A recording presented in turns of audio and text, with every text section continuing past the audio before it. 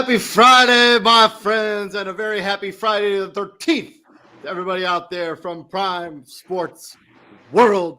On today's episode of The Prime, we're going to give you another edition of On Point Wrestling Entertainment this week in WWE. This time we got the 03-13-26 edition. And what a ride last week was in wrestling in the WWE, as we had a major title change and we had a major shift in the Judgment Day. I'm your coach, your host, David On Point Huppin. If you have any comments or concerns, let it know down in the comment section. Please like, share, and subscribe to the podcast if you like what we're doing here at Prime Sports World. And I'm, of course, joined by my co-host, Mr. T.J. Hopkins. Welcome to the show, TJ. Happy Friday, man. Happy Friday the 13th. Happy Friday.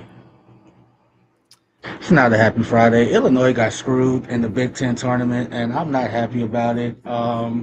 Big Ten officials are just the absolute worst. And David, I swear to God, I know this is not a college basketball podcast, but I swear to God, the foul that they called, one, wasn't a foul. Two, the announcer, dead ass, live on TV says, well, let's just ignore the missed call and move on. How, as a commentator, do you say that? Like, how? Just how? A lot of interesting decisions also in the WWE over the past week. Let's talk about, first of all, SmackDown. We'll get to the big one. Let's talk about Damian Priest and R-Truth. They win the gauntlet match. They basically were thrown together as a tag team during the show, and they went on to win the number one contender. They're going to take on the MFTs for that SmackDown tag team titles. I don't know when that match is supposed to be. I don't think it's going to be at Mania, but maybe. I'm good with this. I mean, I've been saying this for a long, long time. They should merge the two titles, the tag titles, because they don't have teams that are like really. And the Street Profits have been MIA for months, which I don't really understand. But yeah, get some fresh blood in there. Tez is hurt. Well, I know his wife Bianca Belair is hurt, so maybe there's a connection there because neither of them have been on TV for about the same amount of time. Yeah. But I mean, kind of like how they do that, though. I'm not to cut you off. I kind of like how they do that, though, because I mean, like obviously, like it's kind of different right now with the Usos, because Naomi's pregnant right now, right? So Jimmy is still on TV and whatnot and everything, but I kind of like how they. Who I think it was Randy Orton. He sat down with, was it Chris Vallette? I think it was him, and he kind of just said like how that's like really like one of the big differences in this era under Triple H versus when Vince McMahon was running the show. Like he basically just came out and said like, yeah, Triple H gives us time off. Like he gives them time off, and to the merging of the titles, I agree with you because like there was remember that stretch where it was literally New Day or the Usos and they just kept yeah. Well, I mean, if you remember a few years ago, I mean, the tag team titles were in such a good spot that they headlined one of the nights of WrestleMania when the Usos had both titles when they were part of the Bloodline, and they got beat by Sami Zayn and Kevin Owens at WrestleMania just a few years ago. I feel like we're a stone's throw away from that now. We have Damian Priest and R-Truth. They got put together during the show. I like them as a tag team. Especially if they do this at Mania, because I don't know what Damian Priest, what he does at Mania now. But yeah, I mean, it was one of those tag team Turo matches. They came in. They were the last team to come in. Fraxium came out, took up Motor City Machine Guns. And then from there, those Garzas came out. They actually won a match against the Machine Guns. And then the Los Garzas were eliminated by the Wyatt Six. And then the MFTs interfered. Priest and Damian, R-Truth and Damian Priest eventually were the final team out. They eventually beat out the Los Garzas to take on that be the ability to take on the MFTs. I don't know when that match is actually supposed to be, but I'm cool with this. I give some fresh blood to the tag team. It needs it bad because I'm tired of seeing the same teams just have matches over and over and over again. So, yeah, and this is where I have like sort of an issue with the fandom.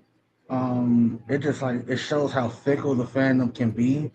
because it's like you said, like they'll want fresh blood, they'll want somebody new to hold the title, and then all of a sudden they get that, like they get a they like you said, like who in their right mind imagines Damian Priest and R Truth on the same fucking team? Nobody. Well, I mean, they do have a little bit of history together, so it kind of makes sense because they were all all the Judgment Day stuff that was Yeah, like a yeah, yeah. few years ago. Like that was his like they do, but at the same time, it's also like he was like looking back on that, he was Priest was like the main one who was like, I don't want you a part of this. Yeah, yeah. But yeah, I'm cool with it. Moving on from there, Charlotte Flair and Alexa Bliss, they beat out Julia and Kiana James, beat the number one contender for the women's tag team titles. I also don't know when that match is going to be as they go up against Nia Jax and Lash Legend. I don't remember what their tag team is called off the top of my head right now. I don't either. And the United States championship is a whole nother thing, but it feels like super lost in the shuffle right now as you have Julia, who has that title, going after tag team titles. This would make a whole ton of sense. But Charlotte Flair and Alexa Bliss can have this match, hopefully not at Mania. Hopefully they have some sort of falling out before and have those two have a match at Mania. I'm fine with this too. I have no issues whatsoever with this. Yeah, I like the Alexa Bliss Charlotte Flair tag. Like I like that tag. Yeah, I'm They're with you. they're Like this is they're not going to be long for the world, man. They're for sure they're going to lose to whatever that tag team is called, and they're going to break up the next week, and then they're going to have a big match at Mania. I promise you. Although I could be I wrong. mean, although I I do. agree, like this is not a Mania match. This is very much a It's a this week on SmackDown match. I mean, it could be even tonight. very much a this week on SmackDown match. That is a great point. Like, what the hell is that tag name with Nia Jax and Lash Legend? Like, what? Hold on. Like, can you find that out? Yeah. I got you. Because I feel like it's like the unstoppable force or the irresistible forces is what they're called. is it Yeah. It's irresistible forces. So that's fun. kind of fitting? Kind of. Are you saying like this tag match could be like a squash? Like, would you like? No. It's going to be a pretty good match. I just don't see a world where Charlotte Flair and Alexa Bliss win the titles because I think that they're going to have their match. Well, they can do it at Smack. I don't know. We'll see. I mean, I guess because the rumor is there's going to be 16 matches on the card. They're going to be 8 matches both nights at Mania, and so just filling out the card there. I mean, it makes sense if you're going to have a pretty high-profile women's match like Alexa Bliss joining Charlotte Flair, a kind of a feud that's kind of been brewing for several months. You want to do it at your shows, the Showcase of the Immortals, but. Because I think at the end of the day, I think they're going to use the women's tag team title matches to get as many people on the show as they can. So I could see a multi-team match where they have, hopefully not Julia and Kiana James, but all those other women's tag team like Lyle Valkyria and Bailey, the Kabuki Warriors, all of those teams could be in a match that we have at WrestleMania. They're going for this title. It could even be a ladder match. I think that'd be super interesting. Okay. Then from there, we also had a Carmelo Hayes. He beat the Latin American champion from AAA. Good match, but nothing really to come home about. Probably building towards an Ilya Dragunov match at WrestleMania as he works his way to try to earn a title shot, as he doesn't want to just have one handed to him. Sami Zayn had some interesting interactions with Drew McIntyre and Cody Rhodes in backstage segments. But let's talk about one of the two big things. So Rhea Ripley, Jade Cargill, they had their big blow off face to face after Rhea Ripley won the Elimination Chamber. This was fine. They just kind of had a back to forth feud. It didn't quite get to the levels of CM Punk or Roman. Roman Reigns, or what I think is going to be Cody Rhodes and Drew McIntyre or Randy Orton in a few hours. But setting up the match, I like it. It was fine. So this is Rhea and Jade, right? Rhea Correct. and that standoff. So obviously, David is not on Twitter or X, whatever you want to call it, like I am. That being said, excuse me, got a little Hennessy flowing right now, and because I'm not going to work tomorrow. I mean, I'm Yep. not going to work tonight because I got some heavy shit to do tomorrow, and yeah, I'm going through it right now. That's a little personal. David knows what's going on, but so it is what But it is. the braces do look nice. No, no, not the braces. No, no, no, I'm no, talking about. I know. I'm just saying the braces look good. but thank you. So I'm on Twitter a lot more than David is, and I just so happen to follow WWE Twitter, and that's how I get a lot of my info from wrestling because a lot of the times I'm not able to actually sit down and watch a taping here and there, even though Monday Night Raw is on Netflix and I can literally just pull up last week's this week's Raw and watch it, like watch the replay of it, so on and so forth. But basically, I think it was Liv Morgan who retweeted a video of her pinning Jade Cargill. And Jade retweets that video with a quote saying something else. And Liv retweeted that tweet saying, I already beat you. Just basically saying, like, basically replaying that video. And Jay goes on to retweet that saying, but you didn't beat me clean. We all know this shit scripted, but Man, even in the I'll be honest with you. I do not remember their match together at all. okay, so like Like and Liv Morgan's and Jade Cargill. I Jay do not Cargill. So I like do not remember obviously that match at like all. she won, like she had to have some outside interference to beat Jay Cargill because let's be honest, if this was Why like were a they? straight up, Why were they even wrestling? I want to say it was like right when Jay Cargill was Debut? I mean, because like she not came in, debuting, not like she came. debuting, I mean, but she came in, and then look, Liv Morgan was on the shelf like shortly after that. Man, I don't remember that match at all. I can't. Like, okay, so like I was like it's like it was some outside interference.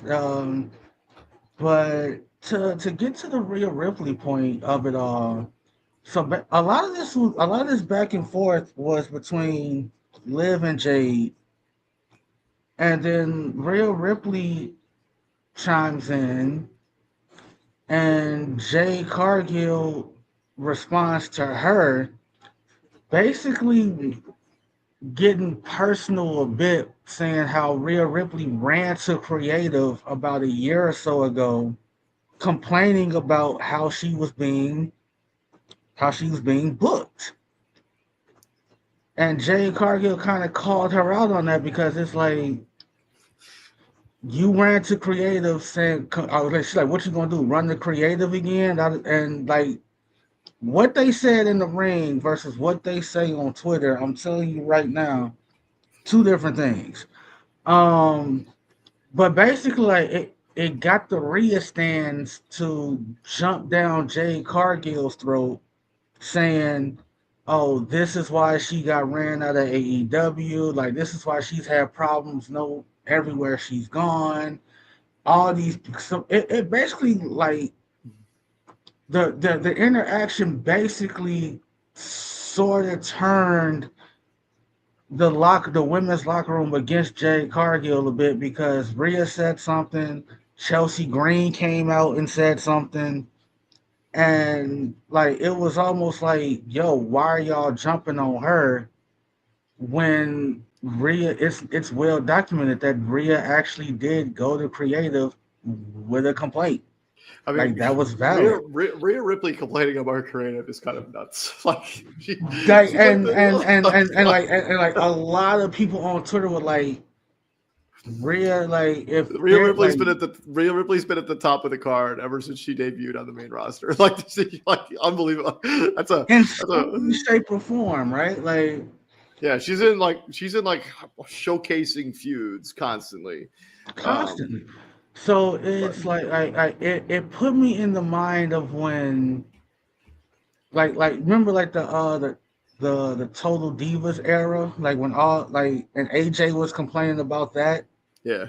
And then here comes the new batch. Here comes Charlotte. Here comes um, Sasha Banks, and here came Naomi, and they all in some way, shape, or form impacted the women's division, and they definitely booked Charlotte a lot more favorably than the other two.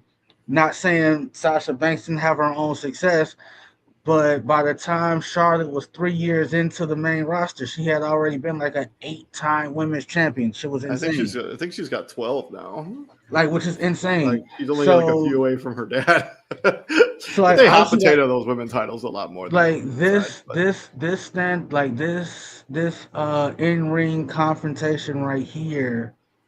Well, one, it like creative. This was literally the only direction for them to go because you can't have Liv Morgan and Stephanie Vicaire beef the way they do it and have Liv Morgan just choose Jade Cargill. yeah, That's stupid, right? It's like I don't even know why I don't even know why that was a whole segment. Like Liv Morgan, what she won the chamber, right? Yeah.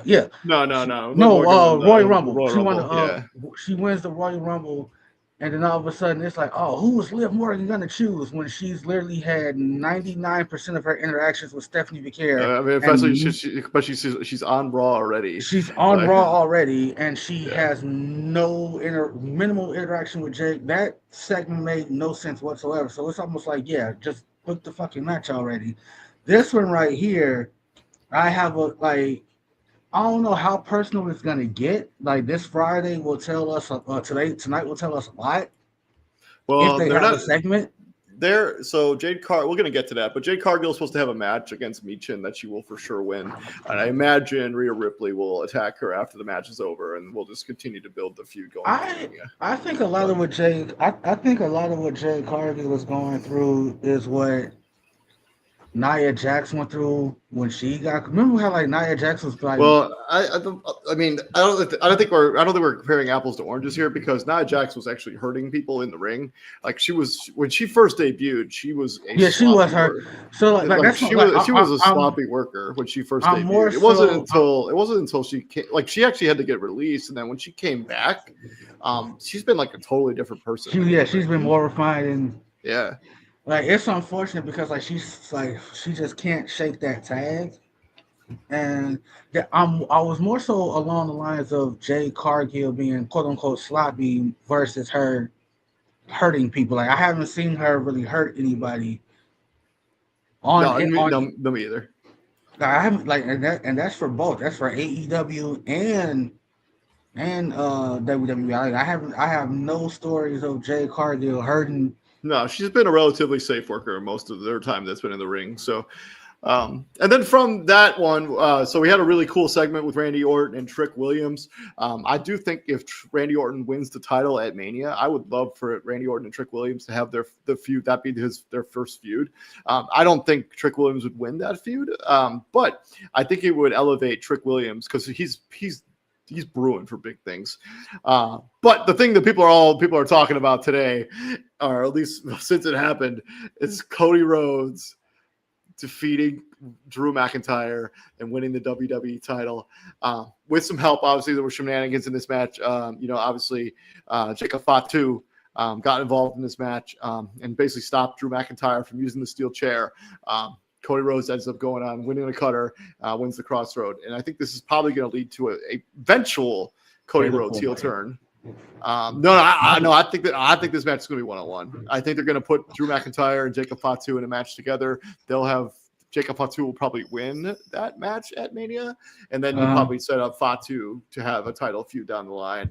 I think Cody Rhodes, Randy Orton, and I think the build-up is going to start tonight. We'll talk about it here in a little bit, but the cachet around a Randy Orton, Cody Rhodes, a match that people have wanted to see for years, basically since Cody Rhodes came back, because I think it's going to be money.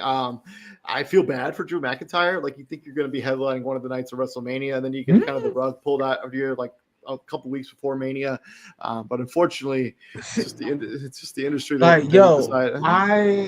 so I was like, I caught that. I think I was at work already. No, yeah, I was at work already. Um, when I text the group chat, like, yo, I literally added you directly. I'm like, yo, Cody Rhodes again, Well, and you were he's only like, got 3 title reigns, but but they've like been long. you were like, I was like, you were shocked. You were like, I'm legitimately shocked that Cody won. Yeah, Um, I thought I was like 99% sure that Drew match was was going the to end. No, I just thought that match was going to end in bullshit, and like somehow Jacob Fatu would get involved, and it would eventually become a fatal 4-way match at Mania with those 4 guys in the ring together. Because I just think the story makes sense. Because Jacob Fatu has been pretty heavily involved in everything going on with Cody Rhodes and Drew McIntyre during their entire feud, and like it would just make sense, especially since Jacob Fatu didn't get to be in the Elimination Chamber. But I think like people are mad because they're like, oh, this is Cody getting like his preferential treatment. yeah. But People are I think I think sometimes you have to kind of like realize, hey, what is a more high profile compelling. match? Cody Rhodes and Drew McIntyre, or Cody Rhodes and Randy Orton, or Drew McIntyre and Randy Orton, a match that we've seen several See, times in like the that, last like, couple of and years between the two of them.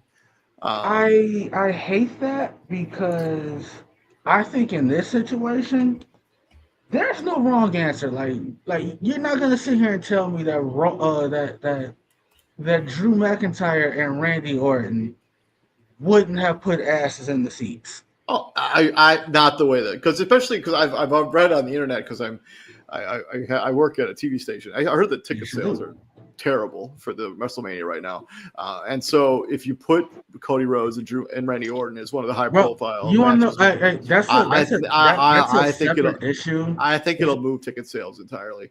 I think that's WWE's that's a done a separate issue. bad That's a, job with. They shouldn't have done Las Vegas 2 years in a row. no, Um, I think that's a separate issue. I'm not gonna sit here and say like them like no. I think the issue as to our ticket sales are in the toilet. they're real expensive, but Well, that and not just that. Like, well, WrestleMania themselves are expensive, bro. Domestic flights in this country, whole nother issue. Like that's that's a separate problem. It's disgusting.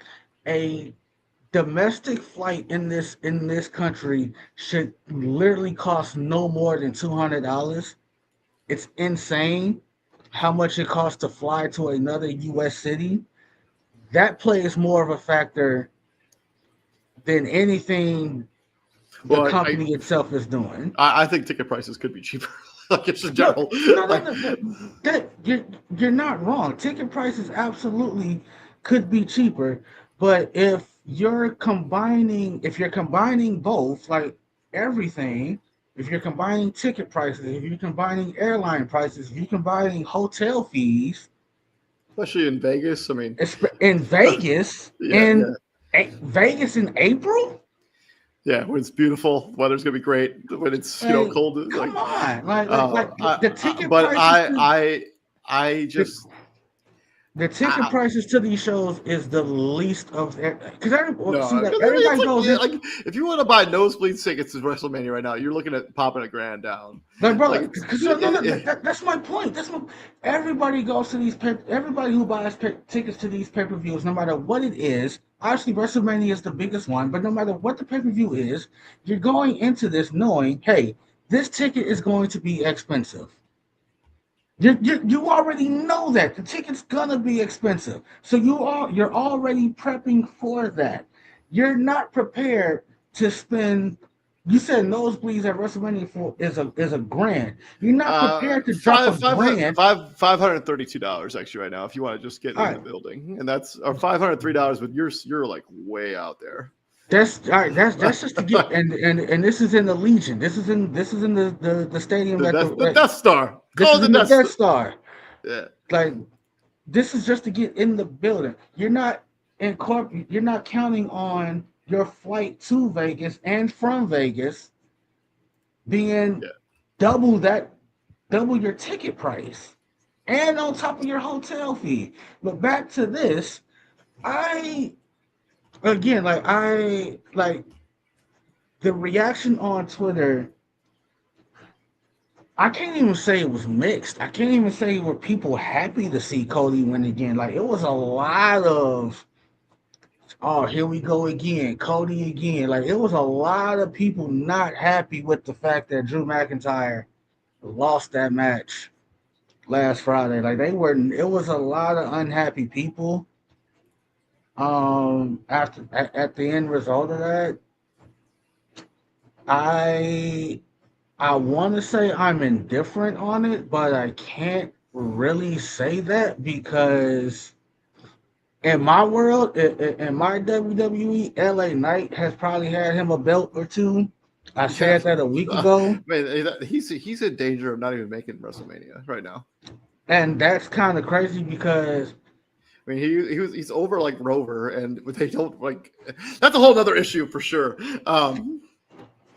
and But so I don't know what's gonna happen tonight. I wholeheartedly expect that if there's any kind of Cody Rhodes segment tonight, it's like there's you going to said be earlier. well, we'll talk about, but there's going to be a contract signing between the two of them tonight. Some kind like no, like that's what you said last week. This match is gonna by the time WrestleMania gets here and it's March 13th, WrestleMania is probably what, about a month away, maybe less. Yeah, I mean, we got 5 weeks, All something like right, that. It's the just 17th, just the over 18th. a month. WrestleMania is just over a month away. David predicted last week that in some way, shape, or form, this match that was going to be 101 will somehow become a fatal four-way. And I'm here to tell you right now, David don't get a lot of shit right. And I'll say this affectionately, David don't get a lot of stuff right. He gonna get this right. This is I gonna don't. be a fatal four-way. I've changed my vote. I think it's going to be a one-on-one match. I would be. No, no, no, you gotta stop saying it. I would be pretty shocked if they were like. But I was shocked last week, so who knows anymore? I would be legitimately pretty shocked if this ends up becoming anything but a No, one-on-one Randy Orton I, Cody Rhodes I, one-on-one I match, say that mano a mano. affectionately. Like I say that affectionately, right? Like David don't get a lot right. Like, and it's not his fault. It's really not, because David is an agent of chaos. David loves madness. So his predictions, the reason he gets a lot of stuff wrong is because his predictions just be so off the goddamn wall. It's him throwing stuff at said wall and hoping it sticks, and it just doesn't. Like right when he thinks he got it, it slides down just a little bit, gives him Yeah. a little bit of hope. It slides down a little bit more, then it falls off. That fatal four-way prediction is not entirely out I'm of the telling you, realm I'm of telling you, it's not happening. possibility. Moving on from there, let's talk about Monday Night Raw.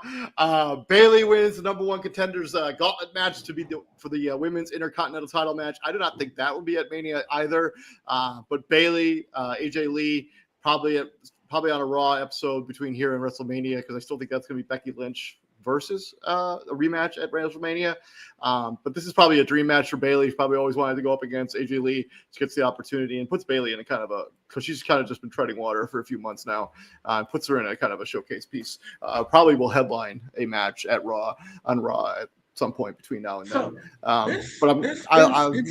I'm glad you brought that up. So I've been meaning to ask this. So like again, when the new era kicked off, this was well over a decade ago, right? When Sasha, Sasha, yeah, they debuted in like I want to say like 2016, maybe yeah, even like longer. so Sasha Banks, Naomi, Bailey, Well, Charlotte Flair, Bailey, actually, Naomi was even before that because she was part of the Funkadactyls. I'm talking about. Way back in the I'm talking day. about in ring. I'm talking about in ring. I ain't talking about no valet shit. I'm talking about in ring performing, actually doing stuff. I'm not saying the valet stuff you ain't doing nothing, but you already know like that's different than going out there and putting on the full fledged match. You get what I'm saying, right?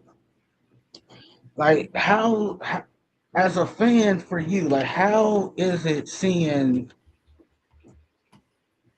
the Baileys, the Charlottes, get at that stage where they're putting other talent over. You get what I I'm mean, saying? yeah, I think it's great. I mean, it's the changing of the guard, right? When we had back in the day, I mean, we had AJ Lee kind of doing this for the other. Actually, she was For already gone them, by then. Yeah, she was already which gone by then. So this is like an Italia area, or like Mickey James, or um, man, I can't really think of anybody else that was like established at that point. But I mean, mhm, we were seeing a little bit now. We got Lionel Vicaria, Io Sky. Those are pretty young and up and coming wrestlers. Raquel Rodriguez. Um, who shockingly, yeah, Ivy Nile was another one. He's young and up and coming. But yeah, mhm. Bailey got she won a match with the Bailey to Belly, and that's pretty rare if you're a aficionado when it comes. She doesn't win matches a lot with that. She usually wins with the Rose Plant when she beat Ivy Nile, and then yeah, she beat Asuka with the Rose Plant. I mean, and then Asuka is another one that came up just a little bit after that first group of women. Like Um, Oscar to me, she like Oscar and to her male counterpart like Shinsuke Nakamura, like to me, like they're different because they were already established elsewhere. Like wrestling fans, like if you follow like New Japan and whatnot, like you already knew who Oscar was before she even came over here. But your point still stands. Like I'm sorry to cut you off. Continue. But yeah, I mean, I think just the change in the guard in wrestling as a whole is really good for the organ. Like we're seeing a lot right now. What's going on with like we're gonna talk about Obafemi here in just a second. But I mean, Obafemi, we got the two guys on SmackDown with Kevon Evans and Trick Williams, and then you also have. Man, I can't think of anybody else out there right now. I mean, and then you have Braun Breaker when he finally gets healthy. He's going to be pushed to the moon. He's kind of like that next era. He's only 26 years old too. And I think it's whenever you have like these changes of the guard. I mean, we've seen it right now with Stephanie Vaquer having the women's title right now, and we see it on the other brand with Julia having that women's United States title that she refuses to defend. But He says that you know that she just refuses to.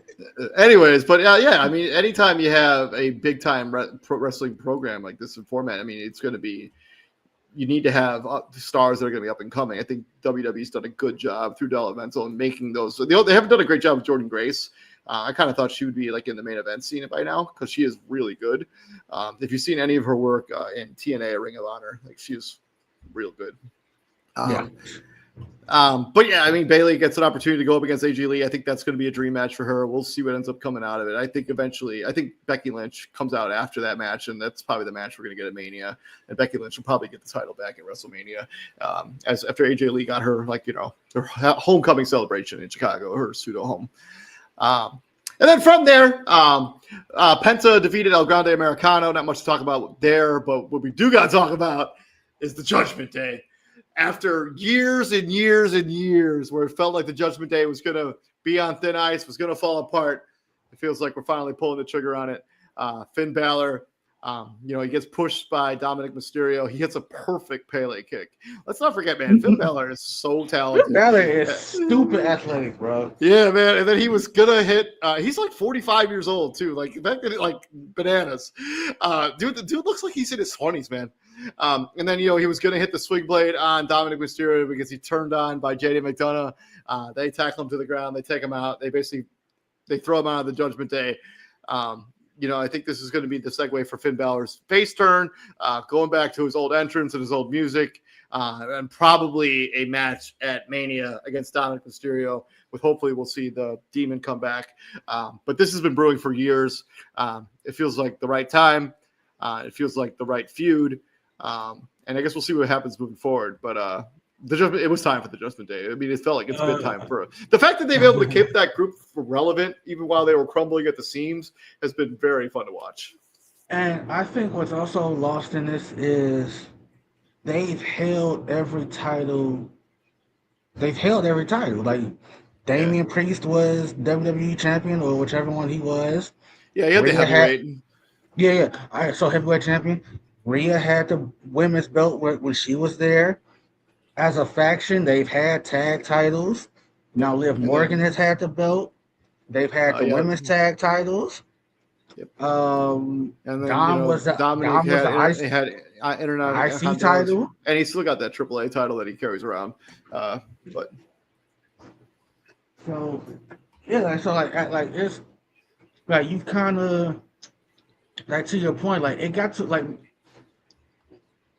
I don't know what the because quote I think unquote. the thing is like so Dominic Mysterio has started to elevate himself in the card, and so he was able to kind of because Finn Balor was clear like alpha, but as Dominic Mysterio became more popular and he started winning more titles, he kind of found his voice, and he had more backing of more parts of the Judgment Day with with Liv Morgan kind of being by his side and having that aspect of the Judgment Day on his side, and especially when JD McDonough was hurt. So Finn Balor was kind of left alone. So like he didn't really have anybody. And that was scary. Like Yeah. that's not being talked about enough because like for a while there they were like, hey, is JD Madonna gonna Tire? Yeah. wrestle again? Yeah. Like But is he gonna do any, can he do anything at this point? So one glad to see him back into the fold. Like that's awesome that he was able to bounce back the way that he did. Um, again I dis I dislike the booking of Finn Balor because and it was clearly a Vince McMahon thing for whatever fucking reason. Like to have a guy who is and this was like one of the chief complaints about Vince McMahon. Like you had dudes in NXT who were fucking killing it. Finn Balor was like the prime example of that. Like the demon character was over. man, Like it's like you had two his regular entrance was stupid over. Like, stupid. Like you had to do. Like think about that. You had to do basically with two characters, and they were simultaneously over. yeah. And he gets to the main roster. Well, I He mean, wins. in Vince McMahon's defense, like Finn Balor, obviously tore his ladder, like Okay, whatever it was in and his shoulder. I understand that they were like to get hurt, but it's not like he stayed gone. He came back and never never got a realistic shot again. Like I said it last week. Like the WWE championship matches he had, did we really think he was gonna win? No. No. No shot in hell. Even the ones he's gotten since then, I haven't really felt that he had a chance to win any of them. But so like And so like I again the only thing and I'm not saying like the only thing like I want my boy Finn to win some individual gold like it put some on him. It's been a long time, not no tag shit like individual gold. I want to see it. yeah, I agree I with want you. to see that, I and know. I want to see the demon come back. The demon has to come back. We're gonna see it at Mania, I promise you. From there, Obafemi squashed Rusev in a 3-minute match. I mean, Rusev did get some offense in here, but really, it was just an absolute Obafemi showcase. And that's what you do when you want somebody to get over, and you want them to be over like Rover, especially if it's possible that you're going to be the one taking on Brock Lesnar at WrestleMania. This is what's going to happen. Start on it. It was very similar. It was very obviously like it's the circle becoming complete, right? Big men slapping man meat. Rusev and Obafemi. Like it's the circle becoming complete. When Rusev debuted, he's squashing the Big Show. He's squashing Mark Henry. He's squashing all of Vince's strong dudes, big dudes. Like he's making light work of them, right? Now here comes the ruler and and he I feel like he's a better version of Rusev because he just has that aura about him. Like that's the one thing I can say about Rusev. Rusev never had that aura. Yeah. Like Obafemi got that, like he got that walk down to the ring that like people literally do the walk in place. They just flaunt their arms in place and they do the grunt to the beat, right? Like they are locked up in it. And there are people on Twitter. It's a killer entrance. It's a great entrance. There are people on Twitter who are saying if he is to face Brock Lesnar, a loss would boost his career. How? In what world has anyone said, "Hey, me losing to Brock Lesnar helped me"? No one's ever said that. You shouldn't lose to Brock Lesnar. And then to the final segment here for Monday Night Raw. The Usos obviously confronted CM Punk after what they said about their uncle and their cousin just a week ago. This feels like Roman Reigns wasn't available, so we want to continue to have that feud move forward. So we have the Usos. Roman Reigns filming something? Ain't he in a movie? He in a movie, ain't he? I think Roman Reigns. Ain't he in a Street Fighter? I think that movie's done filming because Cody Rhodes is in that movie too. Cody Rhodes is in that movie. Yeah, but if this leads to just one-on-one matches between the Usos and CM Punk leading up to Mania, I'm fine with it for a couple of weeks. It's a big nothing bagel for me though. So, although the promos not as good, obviously, as the Roman CM Punk promos from a week ago, they were still damn good, man. And Jimmy Uso was like pretty nonchalant for majority of it. He kind of like got real feisty. I imagine they will have a match on Monday between them, and then CM Punk will take on Jey Uso the week later, and then we'll have another big promo off between Roman Reigns and CM Punk in 3 weeks. So okay, so they have wrapped filming. What does that mean? The live action Street Fighter movie is not done yet, but it has wrapped filming. God damn it, it's done.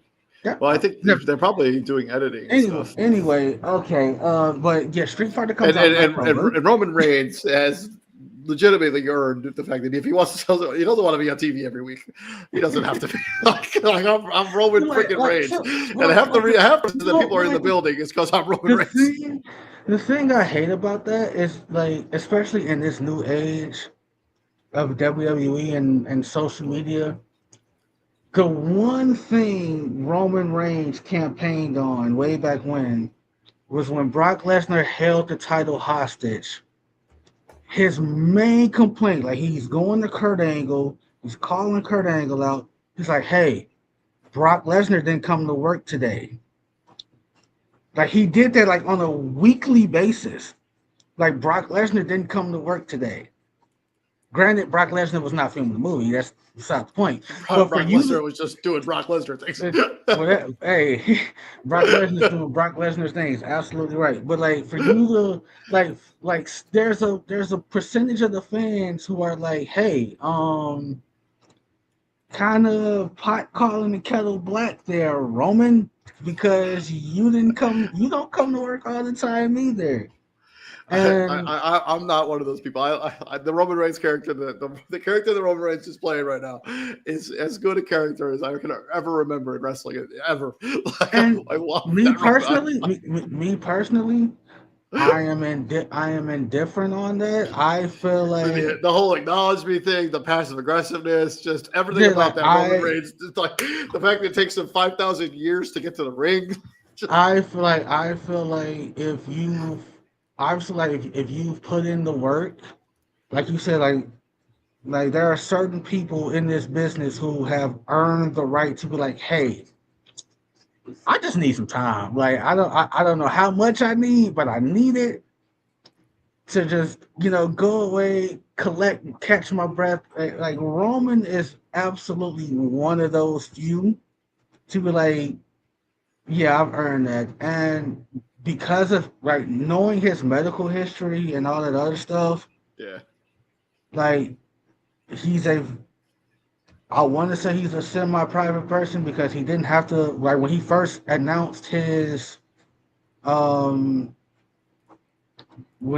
he first announced his diagnosis that came back, and he be stepping away, like that was huge. Like he didn't have to tell us that. They literally just could have like made up some fake injury while he dealt with that. And for him to come back and then announce he's in remission, and I want to say he's been in remission ever since. Yeah. Ever since then, like there may have been moments or matches where he looked winded or whatever, and he has not had any kind of flare up since. That's one of the reasons that he dropped out during COVID, because he was like that's why high risk. He was high risk. That's why we ended up getting that Brock Lesnar or that Goldberg Bray Wyatt match. Or no, Goldberg Braun Strowman match at Mania, the one that was at the Performance Center. He was high risk. But yeah, I mean, the The only thing I want out of this feud is I I don't want it to become I don't want it to blur lines. I mean, like it makes for great storytelling again because you got Roman Reigns literally telling this man to his face, like they using real names, they calling each other Yeah, Joe and yeah, Phil, and yeah, yeah. like they tell him Well, up. They, I mean, also we have to remember like the Usos and CM Punk not that long ago were actually they worked together, like they were a teammate.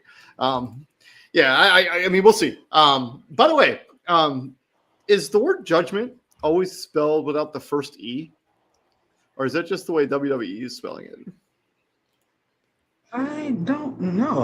I honestly, if you didn't point it out, I wouldn't. No, that's how. No, no, no. That's how it's always spelled. That is No, literally how it's always spelled. I was like, no, I don't know, whatever. Anyways, let's move on to SmackDown. Let's give a real No, quick no, no. preview. That's legit how it's spelled. Like there is no sec. There is no. There's only one E. Okay. So we got a couple things going on SmackDown confirmed. Obviously, it's a 3-hour show, so there'll be a lot more than this going on. I imagine there'll be a U.S. title open challenge for Carmelo Hayes. We'll have some sort of Sami Zayn segment. I imagine we'll have R-Truth and Damian Priest have a segment as well. And I imagine the Wyatts will get into it with the MFTs at some point as well. But these are what's been confirmed for the card for tonight, starting in about 17 minutes. First, Jay Cargill will have a match with Beechin. Apparently, they've had some sort of feud for a while now. For some reason, they're going to have a match. I do not believe the title is on the line. I don't know why this match is even happening. Zero chance that Beechin wins. Jay Cargill wins. Probably Rhea Ripley gets involved after, and it's just a segue to build that feud a little bit further. Poor Beechin, I guess. I don't know. Yeah, absolute squash match. Absolute squash match. I don't. Yeah. I mean, like obviously, like it's an age old tale. Like your champion has to look dominant, right? Like your champion has to sell. They're a champion. The fact that and again, it's just a regular match. It's not a championship match or anything like that. Nonetheless, this match should be 2 minutes, if Yeah, that. I agree. And then Jelly Roll is going to be on SmackDown. He was not good in the ring the last time he was in a match. What was that? When he had that match with was it Drew McIntyre, him and Randy Orton and Logan Paul? Yeah, I don't that. something like that. But he was, yeah, he's not really great in the ring. It could be the fact that he's going to have the song for SmackDown or for WrestleMania, maybe the official, or maybe he's going to be like a host. But I don't know why he's coming to SmackDown. But it's confirmed he's going to be on TV tomorrow or in a couple of minutes here. I don't know, man. I hope that's not as much as I don't enjoy celebrity matches. Some of them have been very, very good. Obviously the Johnny Knoxville, Sami Zayn match was very good. Bad Bunny's match at WrestleMania a few years ago was excellent. Even Tyson Fury, who is a professional boxer, right? Even his match was against Braun Strowman was entertaining. It was okay because I think celebrities, like to your point about celebrity matches, there will definitely be one at some point. No, I think they go into I think they go into this thing thinking like, oh, this is easy. This like no, like Bad Bunny was on he was on The Shop. If you don't know what The Shop is, that's LeBron. That's one of LeBron James's projects. It's him. It's Maverick Carter and a bevy of other sports people and not sports people, like athletes, entertainers, etc. And Bad Bunny is on The Shop, and he literally talked about how he stopped everything. He stopped music. He stopped movies. He stopped everything. He went to Orlando. He went to the Performance Center, and he trained for like 3-4 months straight for that match against Damian Priest. He woke, ate, slept wrestling. Well, he had a tag team match. He was in a tag team match with Damian Priest against The Miz, and was it? It might have been Logan. It might have been Logan Paul, actually. I think that like that's kind of like what makes like Logan Paul's ascension kind of I ain't gonna say great, but like he did. Actually, he did have a match against in San Juan last year against Damian Priest. Yeah, in Puerto Rico. But but his debut match was against The Miz and someone else. But it's like John Morrison and The Miz. That's a throw. Yeah, that's a name right there. 2001, man. Oh wow. But like that match against Damian Priest, like there is no tag person for you to lean on. It's you, him, 1-on-1. Like this is all on you. He said he went to Orlando. He trained like 3 months for that match. And a dude like Jelly Roll, like one thing about Jelly Roll, he's lost a considerably amount of weight. He must have lost 200 pounds. Easily. And that's on the low end. And 300. Shout out to him. You just looked it up? Yeah, 300. Great. Like he lost a insane amount of weight. You lost like 2 people worth of weight. Worth of people. And like maybe not me and TJ people, but other people. But like to lose 300 pounds and not just lose it, but keep it off. Yeah. Like is a feat in itself. I don't think a person like Jelly Roll, and there's nothing against him. It's just like, like these celebrity matches, they not for everybody. Like WWE don't need to slap every celebrity in a match. Like the matches with Shaquille O'Neal or the segments with Shaquille O'Neal, hella entertaining when he was younger. That match he had at AEW. Right? Like I don't even remember who it was Cody Rhodes and his wife, I think, right? Versus Jade Cargill and Shaq. that match is it's a thing. It happened. It happened. Anyways, yeah, I don't know what we'll see. And then obviously, the big one is the Randy Orton's contract signing. Probably will be the main event. I think they put pen to paper. I said earlier, I do not think there will. I do think Drew McIntyre is going to come out and Jacob Fatu will come out. I think that they end up having a feud in their own right, and that spills out into the crowd and stuff, and then that's how they book that match later for WrestleMania. But Orton and Rose, I think that's going to be a one-on-one match. I would be pretty shocked if they do anything besides those 2 guys one-on-one. Because you didn't need to put the belt on Cody if you were going to do a fatal 4-way at any point. So that's okay. That's true. That is true. Like you could have pushed all the buttons, all the shenanigan buttons with Jacob Fatu and had that end in absolute bullshit, and nobody wins the title, and then everybody's like, oh, I have a claim, I got involved, like I should be, yeah. And Drew McIntyre cost Jacob Fatu his shot in the Elimination Chamber. So this is I don't know. I guess we'll be back here next week after it happens. If I'm wrong, I guess I'm wrong, but we'll see. That is an interesting point. Like if you're gonna make this a fatal 4-way, there was absolutely no reason to take the title off of Drew. Like that's a great point. I'm still I'm dying on that hill, but that is a great point. That is great. But we'll see what happens. We'll be back here next week with This Week in the WWE On Point Wrestling Entertainment. This is the 03/13/26 edition. We'll be back next week as well with more NFL content. And also we're going to try to get into some UFL stuff. We got to talk about the Ravens kind of being super shady, if you want to believe the rumors. What do you say? If you want to call it shady. I don't know what else you can really call it, man. It seems sketchy as hell. Like you I can't call it shady. You rescind the trade, and then not even a few hours later, you sign somebody else. So, and the rumors are there were a lot of teams in the conversation with Trey Hendrickson, and then all of a sudden it went like radio silent, and all like So not even a few hours later. There were conversations around both, right? So like if all right, so from the Ravens standpoint, like obviously like the people are like Shefty is like, hey, like the initial plan was to pair the two together, Max Crosby and Trey Hendrickson. Yeah, but Right? they wouldn't have had the cap space to sign them both. I mean, it's Trey a nice conversation, and it's a no, nice way so to like obviously pretend. like so no like so like with that being said, like obviously like if that's the initial plan, obviously Trey Hendrickson is not signing for 112. He's obviously taking a significantly less contract for that to happen. I mean, maybe. I mean, yeah, we'll talk about this next week. We're gonna do it next week.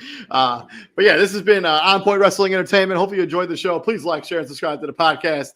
I'm of course David On Point Huppin. Right there is Mr. T.J. Hopkins. And TJ, what do we do here at the Prime, my friends? We bring the heat, kind sir. Absolutely. And if you are still watching the show, I just want to thank everybody who gave me a birthday shout out, either on Facebook or on the text message. I appreciate all of that. Although I did not have the best birthday ever. So did you have to work on your birthday? Just real quick. So I had to work. So we had a shitload of people know that I work in television, but we had a shitload of breaking news, like right when I was about to go home yesterday. And so I ended up getting until like 11 until almost noon. And then I went to the Y and played some basketball at the Y. There was nobody at the Y besides me, which kind of sucked. I came back home and I was kind of just taking a nap because I was pretty tired. I woke up. I just kind of did some stuff around the apartment. And then my boss calls me. And the guy who produces the 5 a.m. show, who comes in at like midnight, has like migraines and had to call off. And so I had to go into work at midnight. So I had to go to bed at 5 o'clock. So it means I got to spend basically 3 hours of my birthday not at work or sleeping at work. So that's awful. So yeah. But yeah, trying to keep good spirits. But yeah, I was planning on doing all this stuff with my parents and stuff. I had to cancel all that stuff because I was like, I have to go to bed. Sorry, there's no way. But yeah, we'll make up for it over the weekend or something. Figure it out. But I'll see you guys all later. Y'all have a good night and stay safe out there. We'll see you guys next week. We're talking about NFL free agency for sure. Peace out.